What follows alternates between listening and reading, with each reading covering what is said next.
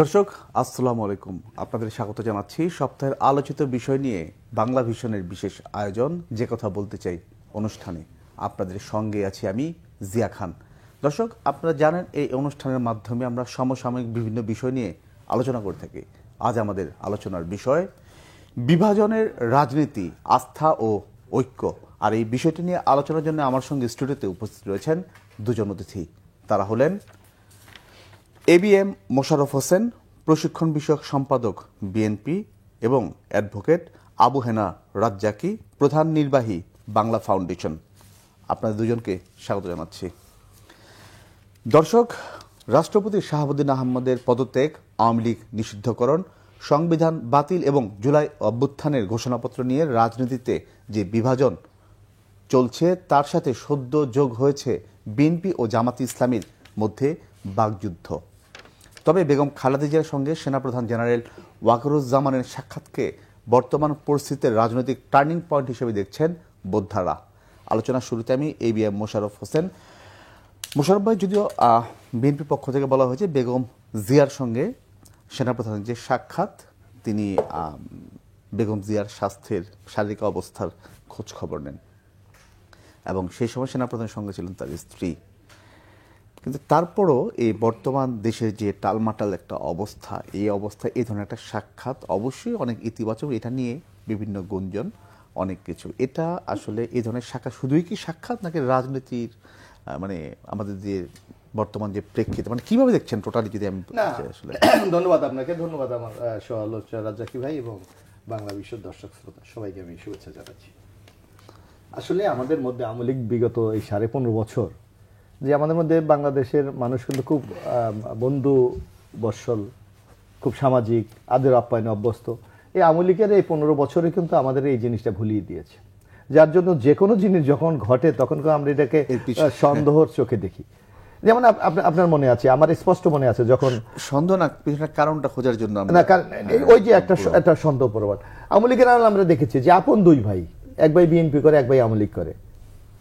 যে বিএনপির ভাইয়ের যিনি ভাই, ওনার হয়তো ছেলের বিয়ে, আরেক ভাইকে দাওয়াত দেওয়া যাবে না। এই ঘটনা আমরা বাংলাদেশে দেখেছি।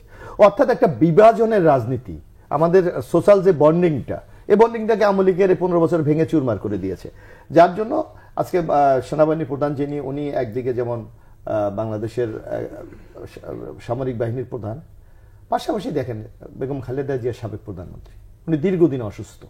তারপর আরেকটা ওয়াকারুজ্জামানের সাথে তাদের আরেকটা সম্পর্ক আছে, সেটা হলো বেগম খালেদা জিয়া তার আমাদের নেতা শহীদ রাষ্ট্রপতি জি, উনি সেনাবাহিনীর প্রধান ছিলেন একসময়। তো সুতরাং এদের মধ্যে একটা পেশাগত একটা সম্পর্ক থাকাটাই স্বাভাবিক। তো সুতরাং এটাকে আমাদের মনে হয় আমরা ইতিবাচক দেখা উচিত। যে কোনো জিনিসের সন্দেহ অথবা কৌতূহল এটা তৈরি না করাই ভালো, ইতিবাচক হিসেবে এখন পর্যন্ত দেখছে সবাই। কারণ আমাদের মধ্যে একটা আমি যে জিনিসটা মনে করি, আমাদের মধ্যে সোশ্যাল যে বন্ডিং আছে, এই জিনিসটা স্ট্রং হলে আপনি যে কোনো সমস্যা বলেন, যে কোনো সংকট বলেন, যে কোনো অবাঞ্ছিত পরিস্থিতি এড়ানো কিন্তু খুব সহজ। কিন্তু এই জিনিসটা আমরা ভুলে গেছি। আমি মনে করি জেনারেল ওয়াকারুজ্জামান যে প্রক্রিয়াটা শুরু করেছে, এইটা মানে আমাদের সবার প্রাত্যহিক জীবনে এটা হওয়া উচিত। তাইলে আমার মনে হয় আমরা অনেকটা স্বচ্ছন্দে, নিরাপদে এবং একটা স্বস্তির মাধ্যমে আমরা জীবনযাপন করতে পারবো। ধন্যবাদ মোশাররফ ভাই। অ্যাডভোকেট আবু হেনা রাজ্জাকি, মোশাররফ যে বিষয়টা বললেন, অবশ্যই আমরা ইতিবাচক বিষয়টা দেখছি। তারপর আপনার কাছ থেকে আমি এই বিষয়টা একটু শুনি। না, ইতিবাচক তো ইন এনি ফর্ম এটা ইতিবাচক, এখানে নেতিবাচক কিছু নাই। কারণ আমরা যদি একদম শুরুতে যাই 5ই আগস্ট, তখন কিন্তু সেনাপ্রধান একটা মারাত্মক রোল প্লে করছেন বাংলাদেশের ইতিহাসে। যত কথাই বলি, আমি ধরে নিছি দলীয়, এবং যাতে রক্তক্ষয়ী একটা, তারাও দলীয় ছিল, কথার কথা বলছি, একটা সার্টেন টাইম পর্যন্ত। তারপর তো বিট্রে করতে হয়েছে। এই যে দেশবাসীর স্বার্থে তাদের সামনে, চোখের সামনে তাজা প্রাণ ঝরে পড়তেছে, যেই মুহূর্তে সে বলছে there is no more firing further, আমরা একটা জায়গায় আসছি। এটার জন্য আমি অবশ্যই তাকে ধন্যবাদ দেই। পাশাপাশি উনি একটা কথা বলছিলেন যে 18 মাস সময় কিন্তু মোটামুটি একটা ভালো সময়, মানে নির্বাচন। এই কথাটাকে এক সময় কিন্তু প্রধান উপদেষ্টা উড়াই দিছিল, অনেকেই উড়াই দিছে। তারপর আবার আসিফ নজরুল বলল 25 সালের মধ্যে নির্বাচন, সেটা নিয়েও ধর্ম উপদেষ্টা তুড়ি মেরে উড়াই দিছে। ফাইনালি উপদেষ্টা বলছে ডিসেম্বর 25 কিংবা সর্বোচ্চ জুন 26। তাহলে টোটাল টাইম হয় 18 মাস প্লাস আরো 4 মাস বা 5 মাস, 23 মাস। তো সেনা প্রধান বলছে 18 মাস, আর এই খুচরা 4 মাস ধরলে 23 মাস হয়। তাহলে আমরা রাফলি একটা জায়গায় যাইতে পারি যে নির্বাচনটা ওই রকম টাইমে হচ্ছে। কেন সেই জায়গাটায় যাচ্ছি, সেনা প্রধান কিন্তু 30 তারিখে একটা ইন্টারভিউ দিয়েছেন প্রথম আলো পত্রিকার ইয়েতে, সেটা পাবলিশ হয়েছে কিন্তু 1 জানুয়ারি, নট ইভেন 31st, পরের দিনও হইতে পারত, হয়েছে কিন্তু 1 তারিখে। নতুন বৎসরে হয়তো এটা ছাপছে যে একটা বার্তা, সেখানে কতগুলা সুনির্দিষ্ট বার্তা আছে, যেটা মোশাররফ ভাই বললে এটা কারেক্ট। যদি আপনি অ্যাজ ইউজুয়াল দেখতে যান, সেটা কি, জিয়াউর রহমান একজন সাবেক আর্মি চিফ, তার ওয়াইফকে দেখতে যাইতেই পারে, কিন্তু এতকাল তো যায় নাই। আরও আর্মি চিফ ছিলেন, তারা যান নাই, উনিও যান নাই, উনি গেছেন পতনের পর। কেন বলছি, তারপরে আমি এটা ইতিবাচক দেখতেছি, নেতিবাচক নয়। কেন? যেহেতু 18 মাসের সাথে একটা মিল রাখছে প্রধান উপদেষ্টা। উনি 3টা চুম্বক কথা বলে, আমি প্রধান উপদেষ্টার একটা কথা উনি বলছেন, দেশবাসী একটা ভালো নির্বাচন চায়, ওনার বক্তব্য ওই ইন্টারভিউতে আছে। এই সরকারের লক্ষ্য সেটা উনি বলছেন। প্রধান উপদেষ্টা সময়সীমা দিয়েছেন, তারপরে বলছেন সেটাও ঠিক সময়, এরপরে বলছেন আমরা এই সরকারের নির্বাচনের রূপরেখা বাস্তবায়নের জন্য বদ্ধপরিকর, অর্থাৎ পজিটিভ। সেকেন্ড আসেন, 5 মাস ধরে বাইরে আর্মি, আরো লম্বা সময় থাকলে তারা দেখা গেল অনৈতিক কর্মকাণ্ডে জড়িত হওয়ার সম্ভাবনা রয়েছে। তার মানে সে আর্মি ফেরত নিতে চায়। আর্মি ফেরত নিতে চাওয়ার মানে নির্বাচনটা দরকার। তৃতীয় ধাপে আসেন, প্রশাসন, পুলিশ ইত্যাদি নিয়ে কথা বলছে যে সব ভেঙে পড়ছে। উনি জবাব দিচ্ছেন এটার জন্য রাজনৈতিক দল ও রাজনৈতিক সরকার দরকার, এবং রাজনীতিবিদদের এগিয়ে আসতে হবে, এবং তার থার্ড ফেজ, রাজনীতি দ্বারা ও রাজনৈতিক সরকার ছাড়া এটা সম্ভব নয়। তাহলে এটা একটা বার্তা। তাহলে আপনার ওই প্রথম আলোর সাক্ষাৎকার, আবার 31 তারিখের যে নাও অর নেভার, তার ব্যর্থতা, সেটা কিন্তু চলে আসছে। নাও অর নেভার মানে এটা সরকার দেবে, অর্থাৎ জুলাই ঘোষণার ভিতরে তুমি শুধু 24 জুলাই আন্দোলন ঢুকাইলে হবে না, দেয়ার ইজ এ হিস্ট্রি। এই হিস্ট্রিতে আপনি 47 সালও আসবে, এই হিস্ট্রিতে 71 সাল আসবে, এই হিস্ট্রিতে 2024 আসবে, এই ঘোষণাপত্রগুলো আসতে হবে। সুতরাং সেনাপ্রধান এরপরে খালেদা জিয়ার বাড়িতে গিয়ে তার সাথে সাক্ষাৎ করার মানে হচ্ছে এই যে দেশে যে টার্মোয়েল সিচুয়েশন হচ্ছে, আমরা একটা জায়গায় আসতেছি, এবং এই নির্বাচনের বার্তাটা মানে সেটা আমরা মনে করতে পারি। আমি নিশ্চিত বলে আমি মনে, ধন্যবাদ আমার অনুমান। মোশাররফ ভাই, আমি এবার একটা অন্য বিষয়ে যাই, সেটা হচ্ছে ইদানিং মানে বেশ কদিন যাবৎ যে বিষয়টা আলোচনা আসছে, যে আপনার দল বিএনপি এবং জামাত ইসলামের সাথে যে বাকযুদ্ধ, সেই বিষয়টা, এটার কোনো রাজনৈতিক কোনো তাৎপর্য আছে নাকি এই ধরনের? আপনারা একসাথেই ছিলেন, জোটে ছিলেন, এখন এসে এই সময় সেই বাকযুদ্ধ না। এখন একটা জিনিস আপনি লক্ষ্য করুন, বিএনপি কিন্তু একটা গণতান্ত্রিক, উদার গণতান্ত্রিক রাজনৈতিক দল, এবং আমাদের প্রতিষ্ঠাতা উনি কিন্তু একজন বীর মুক্তিযোদ্ধা, স্বাধীনতার ঘোষক শহীদ রাষ্ট্রপতি জিয়াউর রহমান। জামাতের সাথে কিন্তু আমাদের অ্যালায়েন্সটা হচ্ছে ইলেকটোরিয়াল অ্যালায়েন্স, মানে নির্বাচন কেন্দ্রিক, আদর্শিক কিন্তু কোনো অ্যালায়েন্স নাই তাদের সাথে। এটা কিন্তু আমরা স্পষ্ট ভাষায় বহুবার বলেছি যে আপনি জানেন যে কোনো গণতান্ত্রিক দেশে নির্বাচনে জয়যুক্ত হওয়ার জন্য কিন্তু রাজনৈতিক দলগুলি বা জোটগুলি নানা কৌশল অবলম্বন করে।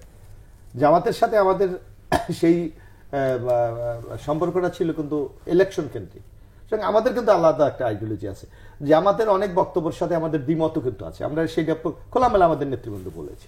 বিশেষ করে মুক্তিযুদ্ধ কিন্তু আমাদের অহংকার, এবং আমাদের নেতা শহীদ রাষ্ট্রপতি জিয়া রহমান ঘোষণা দিয়েছে যুদ্ধ করে দেশের স্বাধীনতা এনে দিয়েছে। সুতরাং আমরা মনে করি স্বাধীনতা নিয়ে অথবা স্বাধীনতার বিষয়ে যদি কেউ কেউ নেতিবাচক বক্তব্য দেয়, সেখানে বিএনপির পক্ষ থেকে একটা রিয়াকশন আসাইটাই কিন্তু স্বাভাবিক, এবং এটা হওয়া উচিত যে কোনো লোকের। তাই আমার মনে হয় যে জিনিসটা ওই জায়গায়, এর বাইরে আমি এখানে অন্য কোনো রং আমি দেখি না। কিন্তু মানে আপনাদের মধ্যে যে অন্য যে আদর্শিক যে মিল, সেটা সবকিছু জায়গায় ঠিকই রয়েছে। আদর্শ না, এটা হলো কর্মসূচি, আদর্শ না। আদর্শ তো এক একটা দলের এক একটা আইডিওলজি, কিন্তু আপনার কর্মসূচি কিন্তু একই হতে পারে। কারণ আমাদের মূল লক্ষ্য কিন্তু একটা গণতন্ত্র প্রতিষ্ঠা করা। আমাদের মূল লক্ষ্য আওয়ামী লীগ এই 15 বছরে দেশটাকে যেভাবে সকল প্রতিষ্ঠানগুলিকে ধ্বংস করে দিয়েছে সেগুলিকে ফিরিয়ে আনা। আমাদের লক্ষ্যটা হলো বাংলাদেশের মুক্তিযুদ্ধের যে মূল চেতনা ছিল, একটা সাম্যের, মানবিক মর্যাদা, একটা ন্যায় বিচারের বাংলাদেশ প্রতিষ্ঠা, সেই জায়গাটা আমাদের নিয়ে যাওয়া, যেটা আওয়ামী লীগ চুরমার করে দিয়েছে। সুতরাং এই কাজগুলি করতে গিয়ে যারা আমাদের সাথে থাকবে তাদের কিন্তু বিএনপি স্বাগত জানাবে, এটাই তো স্বাভাবিক। এবং আপনি লক্ষ্য করবেন আমাদের ইদানিং যে আমরা আগামী দিনের যে এই যে রাষ্ট্র মেরামতের বক্তব্য দেওয়া হচ্ছে, সংস্কার যেটা বলছে, আপনি দেখেন, আমি মনে করি একমাত্র রাজনৈতিক দল বাংলাদেশ জাতীয়তাবাদী দল বিএনপি সুনির্দিষ্টভাবে লিখিত 31 দফা প্রণয়ন করে জাতির সামনে উপস্থাপন করেছে। অর্থাৎ আগামী দিনে কি বাংলাদেশটা আমরা দেখতে চাই। এবং শুধু তাই না, আরেকটি জিনিস দেখবেন যেটা গণতন্ত্র আমি মনে করি আরেকটা সৌন্দর্য। বিএনপি বলেছে আমার 31 দফায় চূড়ান্ত না, এর চেয়ে যদি বেটার সাজেশন কেউ দিতে পারে, এর চেয়ে যদি ভালো আরো কোনো ভালো প্রস্তাবনা দিতে পারে, আমরা কিন্তু একসেপ্ট করার জন্য আমরা প্রস্তুত আছি। সুতরাং এমনি একটি উদার গণতান্ত্রিক রাজনৈতিক দল বিএনপি আমি মনে করি এই পরিবর্তন বা রাষ্ট্র মেরামতের এই জায়গাটাকে এগিয়ে নিয়ে যাওয়ার জন্য সর্বাগ্রে ভূমিকা রাখছে আমাদের দল এবং আমাদের নেতা জনাব তারেক রহমান। উনি প্রতিনিয়ত আপনি বক্তব্যগুলি লক্ষ্য করেন যে আজকে আমরা বলছি যে এই যে জুলাই বিপ্লব, আগস্ট বিপ্লব, যেটা আমরা বলেছি কোনোভাবে এদেরকে ব্যর্থ হওয়া দাও, অথচ আমরা কিন্তু ক্ষমতায় নেই। আমরা কিন্তু একটা জাস্ট একটা রাজনৈতিক দল। তারপরও আমরা বলেছি এই চেতনাকে ধারণ করে আমরা বলেছি আগামী দিনে এদের সাফল্যের মাধ্যমে আগামী দিনে নতুন একটা বাংলাদেশ। মোশাররফ ভাই, এখন যে প্রেক্ষাপট, যে সময়, এই সময়ে এসে যে ধরনের বাকযুদ্ধ আপনাদের মধ্যে হচ্ছে, আপনারা জোটে আছেন, সেটাকে কোনো প্রভাব ফেলবে না? না, আমার মনে হয় এটা পড়বে না। কারণটা কি? আপনার লক্ষ্য, আমাদের লক্ষ্যটা কি? গণতান্ত্রিক বাংলাদেশ, মানুষের ভোটের অধিকার ফিরিয়ে দেওয়া, এই তো আমাদের লক্ষ্য। কিন্তু এখানে বাকযুদ্ধের মধ্যে আমি এখান থেকে ইতিবাচক একটা দিকও দেখি, যে কথাটা রাজিক ভাই একটু কিন্তু বলেছে। সেই জিনিসটা হলো, আপনি লক্ষ্য করবেন যে এই যে নির্বাচন নিয়ে আমরা কি চাচ্ছি, আমরা চাচ্ছি এই ইন্টেরিয়াম গভর্নমেন্ট যে কাজটা করছে তার একটি রোড ম্যাপ দেখ, একটা রূপরেখা দেখ, যে আমরা এইভাবে কাজটা করতে চাই। এই যে রাজিক ভাই একটু ব্যাখ্যা দিল যে সেনাবাহিনীর প্রধান একটা বলছে, প্রধান উপদেষ্টা বা তার আবার প্রেস সচিব একটা বলছে। আমরা চাই যে একটা সমন্বয়, একটা নির্দিষ্ট টার্গেট আমরা চাই, যে এই জায়গায় গিয়ে আমার এই যাত্রাটা শেষ হবে। যেমন আপনার মনে আছে প্রধান উপদেষ্টা ভাষণে বলেছে ট্রেনের যাত্রা শুরু হয়েছে, আমরা তখন কি সেই জায়গাটা তো বুঝলাম, কিন্তু সেই জায়গাটা আপনারা যেটা চাচ্ছেন কিংবা জামাত ইসলামী এখন যেটা চাচ্ছে, সেই জায়গাটা তো অনেক না। এখন হলো ধরেন বাংলাদেশে এখন আমরা যেটা যেটা সাধারণ জনগণের ধারণা যে আওয়ামী লীগ বাংলাদেশ থেকে পালিয়ে গেছে, তারা নাই। মাঠে কারা আছে? মাঠে গণতান্ত্রিক উদার রাজনৈতিক দল হিসেবে বিএনপি আছে, জামাত ইসলামী মনে করছে আমরাও একটা বড় রাজনৈতিক দল, বা গণতান্ত্রিক জোট তারাও মনে করছে এক। সুতরাং সবার কিন্তু আগামী দিন টার্গেট একটা গণরায়, সে জনগণের কাছে তারা একটা প্রমাণ করতে চায় যে আমরা একটা বিরাট শক্তি, সুতরাং আমাদেরকে সমর্থন করা উচিত। এটাকে আমি খুব মানে নেগেটিভ আমি দেখতে চাই, আমি এটা পজিটিভই দেখতে চাই। ধন্যবাদ। দর্শক, যে কথা বলতে চাই নিচ্ছি ছোট্ট একটা বিরতি, সঙ্গে থাকুন। দর্শক, বিরতির পর আবারও স্বাগত যে কথা বলতে চাই অনুষ্ঠানে। অ্যাডভোকেট আবু হেনা রাজ্জাকি, মোশাররফ ভাই যে বিষয়টা শেষ করলেন, যে বাকযুদ্ধের যে বিষয়টা দিয়ে, এটা নিয়ে এই বিএনপি জামাতের যে বাকযুদ্ধ, এটা নিয়ে অনেক কথা রয়েছে যে রাজনীতির নতুন মেরুকরণের ইঙ্গিত দিচ্ছে, অনেকে বলছে আর কি। এই বিষয়ে আপনার একটু বক্তব্য আমি শুনবো। না, ধরেন জামাত আর বিএনপি, জামাত কিন্তু অল থ্রু কখনো নারী নেতৃত্ব পছন্দ করে না, আমরা যেটা ইতিহাস পাইছি।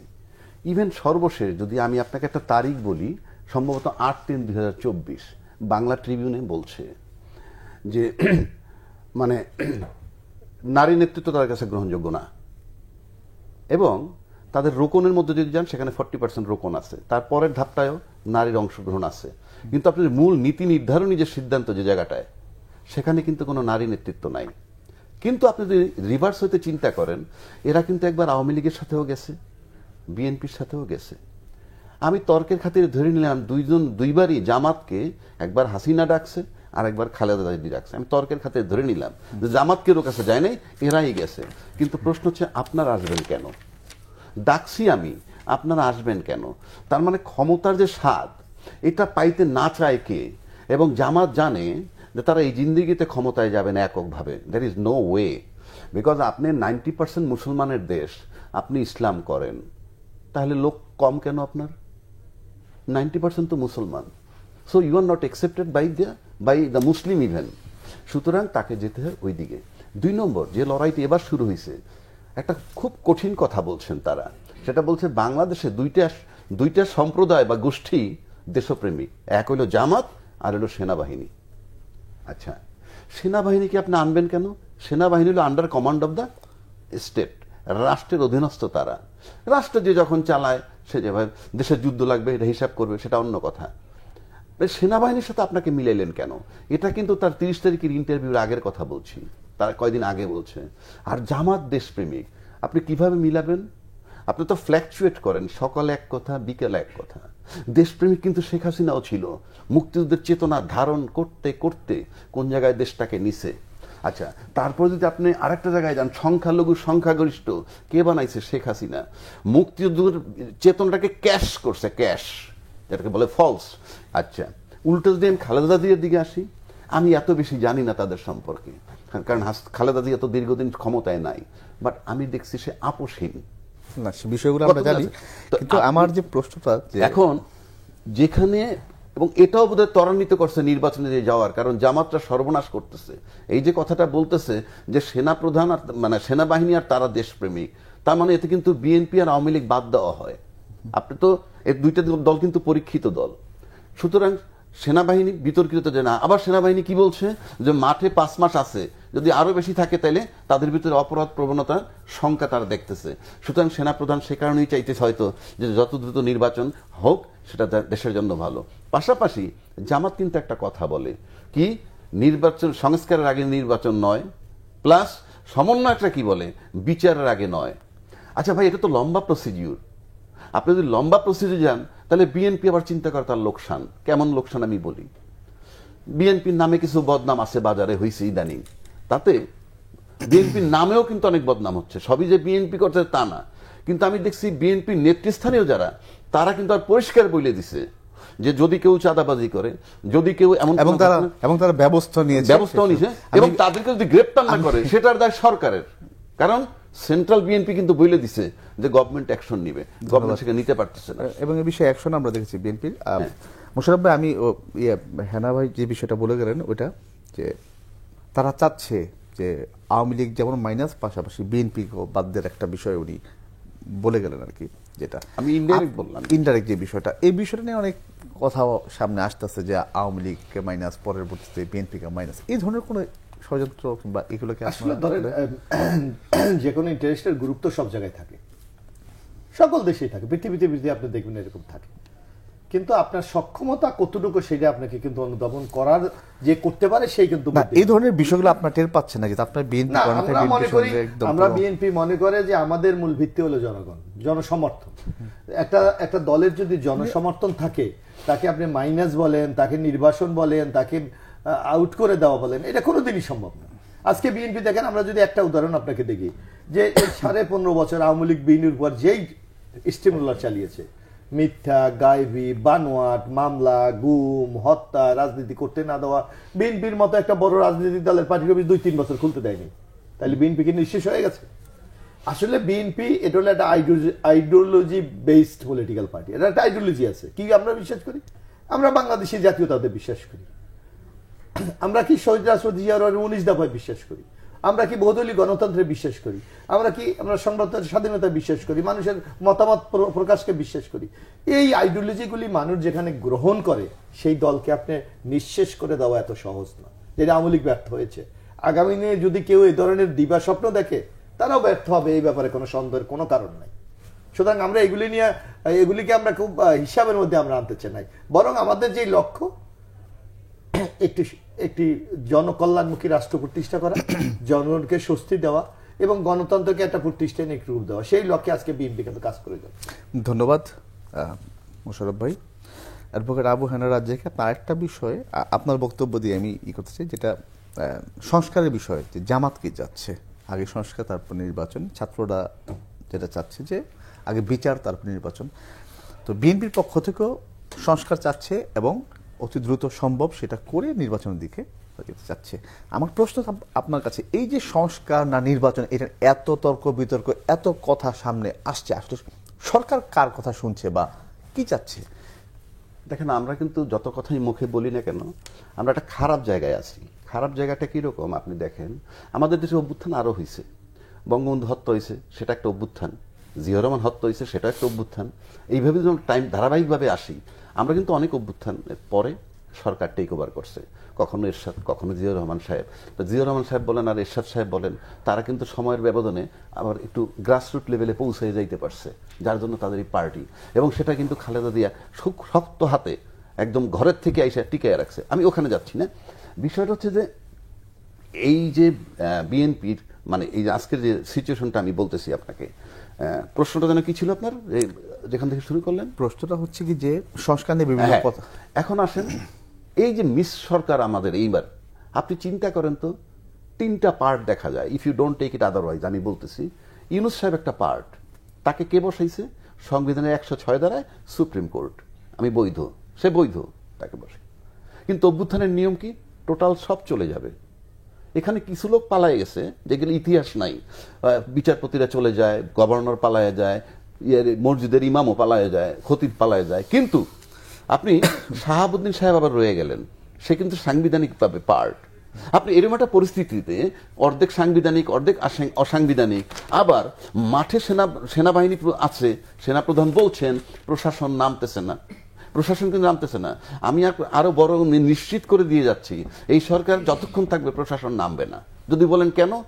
5 মাসে যখন নামে নাই, দেয়ার ইজ নো চান্স। সুতরাং আমার কাছে মনে হয় সেনাপ্রধান এখন চিন্তা করছে আমাদের উচিত একটা জায়গায় চলে যাওয়া। তো আমার কাছে এটা মনে হয় নেতিবাচক না ইতিবাচক, যে হয়তো আমরা মেসেজ দিছে, এই যে -2 এর কথাবার্তা হয়, এখানে -2 কোন অর্থে আমি জানি না, কি বিএনপি আর আওয়ামী লীগ মাইনাস, না বিএনপির ওই ফ্যামিলি মাইনাস, সেটা বিতর্ক, সেটা নিয়ে।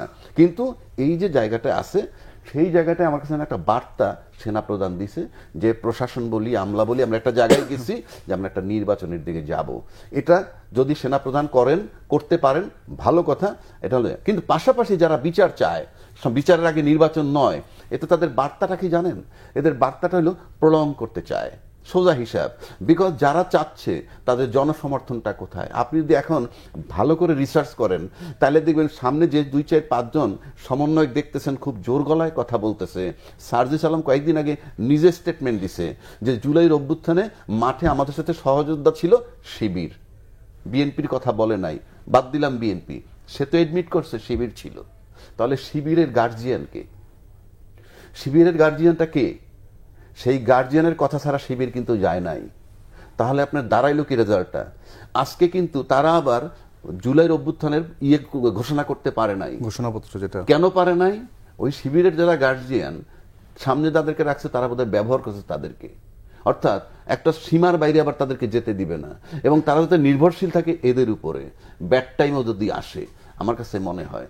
আর সেনাপ্রধানের যে সিগন্যাল, আমার কাছে মনে হয় এই মুহূর্তে দেশের ভাবার বিষয় একটাই, সেটা হলো আওয়ামী লীগ আপাতত ভাই আসবে না, গল্প আমরা যতই করি মাঠে আসবে না, কিন্তু যদি বিএনপি নির্বাচন দেয় বিএনপি ক্ষমতায় আসবে।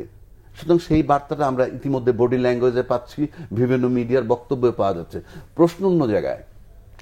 প্রশ্ন হচ্ছে আমরা বিরোধী দল কোথায়, কার সাথে প্রতিদ্বন্দ্বিতা করবে? বিএনপির তো প্রতিদ্বন্দ্বিতা করার কেউ নাই, মানে আমরা তো জামাতের ইতিহাস বা তার ভোট সংখ্যাটা জানি। তাহলে আপনি যদি একটা প্রতিদ্বন্দ্বিতামূলক নির্বাচন করতে চান, সেটা কিভাবে করবেন, সেটা নিয়ে এখন ভাববার বিষয়, গবেষণার বিষয়। ধন্যবাদ। মোশাররফ ভাই, খসড়া ভোটার তালিকা প্রকাশ হয়েছে এবং সেখানে একটা বিষয় আলোচনা আসছে যে ভোটারদের বয়স 17 করার বিষয়ে, এবং 27 ডিসেম্বর প্রধান উপদেষ্টা বিষয়ে একটা কথা বলে গেছেন ভোটারদের বয়সের বিষয়ে। নির্বাচন কমিশন বলছে এই বিষয়ে আলোচনা চলছে এবং রাজনৈতিক মতানৈক্য থাকলে সংবিধান সংশোধনের বিষয় রয়েছে, কিন্তু বিএনপি এই জায়গাটায় বিরোধিতা করছে ভোটারদের বয়স 17 করার বিষয়ে। প্রশ্ন কেন এই না, জায়গাটা? আমাদেরকে আমরা কিন্তু একটা জিনিস আপনি লক্ষ্য করুন, আমরা চাচ্ছি যে দ্রুত গণতান্ত্রিক শাসনে আমরা ফিরে আসি। কারণ ডক্টর ইউনূস সাহেব আপনি যেমন একদিকে ইন্টারিয়াম গভর্নমেন্ট চালাচ্ছে, পাশাপাশি কিন্তু আপনাকে তাকে কিন্তু এই যে নাগরিকদের সুযোগ সুবিধার দিকে তাকে লক্ষ্য রাখতে হচ্ছে। আমি রাজ্জাকি ভাই আমার কাছে স্বীকার করবেন নিশ্চয়ই যে আপনি দেখবেন দেশ কিন্তু এখন অর্থনৈতিকভাবে একটা স্থবির অবস্থা বিরাজ করছে, অস্বীকার করার কোনো পদ্ধতি নেই। আপনি আমার বিনিয়োগ নাই, আমার ব্যাংকগুলি তারল্য সংকট, তারা ইনভেস্ট করতে পারছে না। আপনার যদি একটা দেশের আপনার প্রত্যেকদিন কিন্তু নাগরিকদের সুবিধা আপনাকে দিতে হচ্ছে, দ্রব্যমূল্যের ঊর্ধ্বগতি আপনাকে নিয়ন্ত্রণ করতে হচ্ছে, আইন রক্ষা আপনাকে করতে হচ্ছে, আপনি আজকে অনেকটা কিন্তু উদাসীন অথবা পাচ্ছেন না, যেটাই আমরা বলি। এই অবস্থা তো দীর্ঘদিন চলতে পারে না, বরং নাগরিকেরা এখন যেই স্বস্তিটার মধ্যে অথবা যে সহিষ্ণুতা তারা দেখাচ্ছে, এরা কি দীর্ঘ সময় দেখাবে? এই আশঙ্কাটা কিন্তু আমাদের মাঝে আছে। যার জন্য আমরা চাই যে এই রাষ্ট্রটাকে পরিচালনার মূল দায়িত্ব হলো জনগণের প্রতিনিধি, অর্থাৎ সেটা ভোটের মাধ্যমে। এর জন্য আমরা ভোটটাকে দ্রুত, এখন আপনি যে কথা বলছেন 17 যদি আপনি করতে যান, তাইলে আবার নতুন একটা ভোটার লিস্ট চলে যেতে হবে, আবার নতুন রাজনৈতিক দলগুলির মধ্যে ঐক্য মত হতে হবে। এটা তো আমরা মনে করি প্রলম্বিত করার আরেকটি কৌশল হতে পারে। যেটা এখন যে আমরা যে একটা যে ফ্রেমওয়ার্ক, যেটা রাজ্জাকি ভাই বলেছে, আমাদের সেনাবাহিনী প্রধান বলেছে, এই বলেছে, হয়তো তখন আরেকটা সময় ক্ষেপণের একটা কারণ। বরং আমি একটা কথা বলি আপনাকে, একটা জিনিস আপনি লক্ষ্য, যে আজকে আমরা তো সংস্কার চাই না রাজ্জাকি ভাই? সবাই চায়, আপনি চান, আমি চাই, রাজনৈতিক দল চায়, সুশীল সমাজ চায়, সবাই চায়। অথচ আপনি দেখবেন এই যে সংস্কারের জন্য ইতিমধ্যে প্রায় 11টা কমিটি হয়ে গেছিল, একটা রিপোর্ট হয়ে গেছে, দেবভূমি ভট্টাচার্য, আর বাকি 10টা হয়নি। আপনি দেখবেন এটার স্ট্রাকচারাল কাঠামোটা দেখেন আপনি, সেখানে একজন কনভেনার আছে, বিভিন্ন সেক্টরের লোক আছে, বৈষম্য বিরোধী আন্দোলনের প্রতিনিধি আছে এবং সব কমিশনে আছে না? তাহলে আপনি এখানে যদি এটাকে সাকসেসফুল করতে চান, এটাকে যদি আপনি কার্যকরী করতে চান, এর সাথে আপনি রাজনৈতিক দলকে যুক্ত করে দেন নাই কেন? তাহলে তো আপনি একই সাথে কাজটা হয়ে যেত। বরং আপনি এখন কি বলছেন যে এটা রিপোর্ট দেবে, তারপর রাজনৈতিক দলগুলির সাথে ডায়লগ হবে, তারপর সুশীল সমাজের সাথে ডায়লগ হবে, অথচ এমনও হতে পারে যে জনগণের সাথে একটা ইন্টারাকশন করতে পারে। অর্থাৎ একটা দীর্ঘ আপনি কয়েকটা লেয়ারে আপনি চলে যাচ্ছেন, কিন্তু আমার তো এগুলি দরকার নেই। তা আমরাও মনে করি এই 17 ভোটারটা করার মানে আপনি আরেকটা উইন্ডো ওপেন করতেছেন। আমরা উইন্ডো ওপেন করার তো কোনো দরকার নেই, আপনাকে জটিলতা তৈরি করার তো কোনো প্রয়োজন নেই। বরং আমি মনে করি এই সকল সিদ্ধান্তগুলি নেওয়া উচিত, যদি এদের কোনো পরিকল্পনা থাকে, কোনো চিন্তা থাকে, কোনো সাজেশন থাকে, next parliament will be decide. ধন্যবাদ মোশাররফ ভাই। আমি আসলে আপনার দিয়ে শেষ করলাম, শেষ দিকে আমরা এই যে প্রলম্বিত নির্বাচন, হ্যাঁ, এটা করার মানে আসলে মানেটা কি, মানে কেন একদম শেষ দিকে আমরা? আমি সিম্পল বলে দিচ্ছি, আপনি এই মুহূর্তে প্রায় 17 বছর বয়সে যদি যায় এই মুহূর্তে, তাতে প্রায় 40-45 লাখ ভোটার আছে এই মুহূর্তে। আর বছর শেষ যদি করে রাফলি প্রায় 80-90 লাখ ভোটার হয়ে যাবে 17 বছর বয়সের। আপনি 18 বছর বয়সের নিচে যেতে পারবেন না ন্যাশনাল আইডি বা তাকে পরিপক্ক বলতে হইলে। আপনি তো নাবালকের ভোট নিতে পারবেন না, তাহলে তো আপনাকে পরিপক্কতার বয়স 17 করতে হবে। এটা আরেকটা জটিলতা। সুতরাং এইটা করা হচ্ছে ওই নতুন পার্টির জন্য, যারা নতুন দল করতে চায়, এবং বি শিওর অ্যাবাউট ইট, যেই লোকগুলা ওখানে যাবে। তা আপনি যদি 1 কোটি ভোটার পেয়ে যান, 1 কোটি ভোটার মানে তো একটা বিশাল ব্যাপার। এটা একটা ফ্যাক্টর। কিন্তু আমি অন্য জায়গায় সন্দিহান, আজকে যে বিচারটা করতে চাচ্ছে, এই বিচারটা ওনারা এসে করতে পারবে কিনা, এইটা আমার কাছে একটা বিরাট ফ্যাক্টর। এটা আমি একটা প্রশ্ন রেখে গেলাম ওনাদের কাছে। ধন্যবাদ আপনার দুজনকে বাংলা ভিশনে আসার জন্য। দর্শক, যে কথা বলতে চাই আজ এ পর্যন্তই। আবার দেখা হবে আগামীকাল একই সময়। সবাই ভালো থাকুন, সুস্থ থাকুন।